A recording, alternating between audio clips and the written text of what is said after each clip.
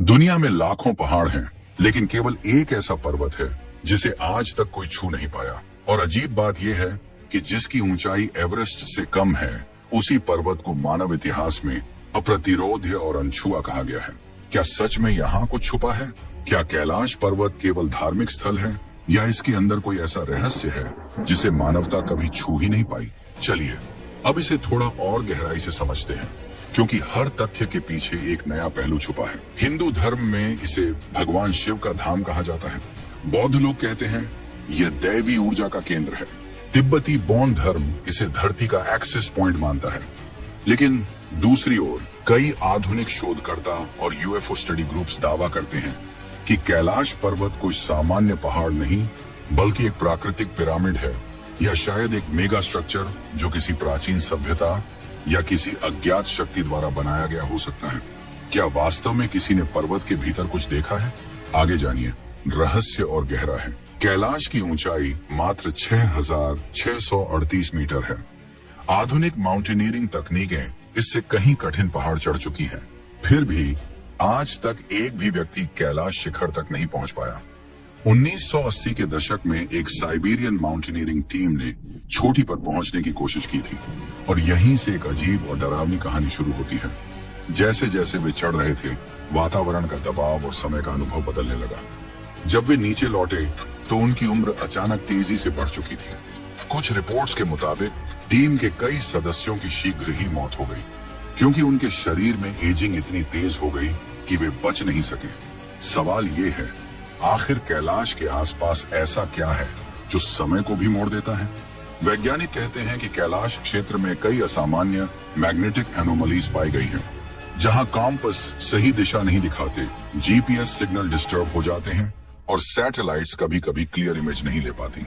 कई तीर्थयात्री दावा करते हैं कि रात के समय डमरू और ओम जैसी आवाजें मानसरोवर और कैलाश घाटी में गूंजती हैं। क्या यह हवा का खेल है, या पर्वत के भीतर कोई प्राकृतिक रेजोनेंस चैम्बर, या फिर सच में यहाँ कुछ ऐसा है जिसे हम अभी समझ ही नहीं पाए? कैलाश पर्वत के पास दो महत्वपूर्ण झीलें हैं, मानसरोवर झील और रक्षस्थाल। दोनों एक दूसरे के बेहद पास, लेकिन दोनों का स्वभाव पूरी तरह उल्टा है। मानसरोवर का पानी शांत, मीठा, पीने योग्य है। रक्षस्थाल खारा, भारी और जीवन विहीन। वैज्ञानिक कहते हैं मानसरोवर हिम नदों से पोषित होती है, वहीं रक्षस्थाल टेक्टोनिक डिप्रेशन है, और खारा पानी समुद्री भूभाग से जुड़ी रासायनिक परतों का परिणाम है। स्थानीय मान्यता कहती है एक झील देवत्व का प्रतीक है और दूसरी राक्षसी ऊर्जा का। इतने पास दो झीलें, एक जीवन, एक मृत्यु जैसी। क्या यह केवल प्रकृति का खेल है, या कोई और गहरा संकेत? कई शोधकर्ताओं ने कैलाश की शेप को परफेक्ट पिरामिड कहा है।